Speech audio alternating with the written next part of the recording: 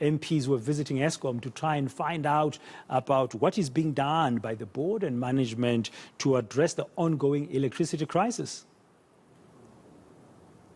Yes, it wasn't load shedding. I'm not sure exactly what happened, Dan, but let me just try to get back into what was actually going on here today. So the portfolio committees decided to engage with the Eskom board and with Eskom management today to try and understand what's going on with the ongoing rolling blackouts. And before the meeting started yesterday, NUM brought up an allegation that one of the board members, Clive Leroux, alleging that he is sexist and that he basically overlooked and underlooked women's role in Eskom, be it at power stations or wherever it might have been. It's an allegation that stems back from quite some time, and MPs decided that they will not allow the meeting to continue until that issue has been addressed. I must emphasize that it was only a handful of MPs that raised this particular concern, with ANC MPs, not all of them, just a handful of them deciding to get up and leave before there was any kind of adjournment for the chairs of the various portfolio committees, together with the board chair of Eskom, Mpho Makwana, to have a discussion about a way forward. The adjournment was supposed to be just for about 10 minutes or so, but after only an hour or so, the meeting resumed, and we do understand that the board chair, Mpho Makwana, said that they will deal with these allegations and they, of course, need to investigate further. But until such a time, according to him, he says everybody is innocent until proven otherwise. So they decided to carry on with the meeting.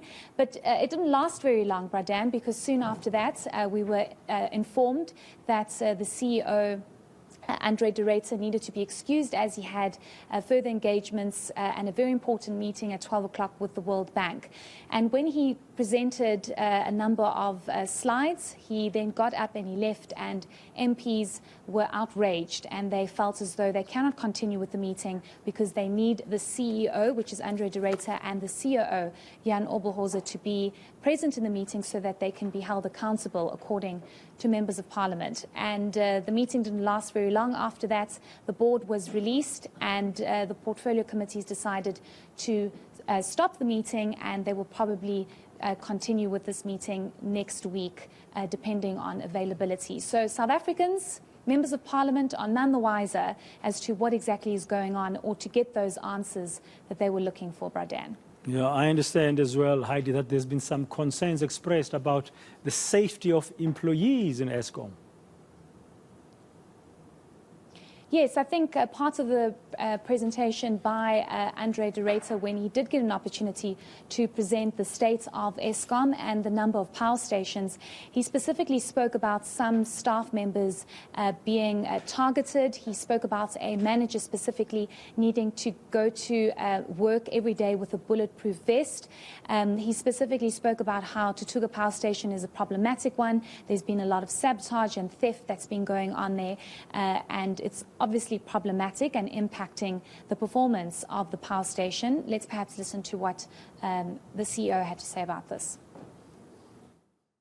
So we need to improve all the weaknesses of corporate culture at Eskom so that we're able to bolster agility in responding to challenges. We're able to bolster accountability and many others. The second meaty challenge that we face is the fact that it is a matter of public record, Chair. This institution and many parts of our country have been ravaged by state capture and corruption. And so in our value chain, with regard to procurement, with regards to many other aspects that are necessary for delivery, this institution is bedeviled by challenges, remnants of state capture and corruption. Most painful among these is the fact that we've got power stations among us, managers amongst us, one of whom has to come to work in a bulletproof vest.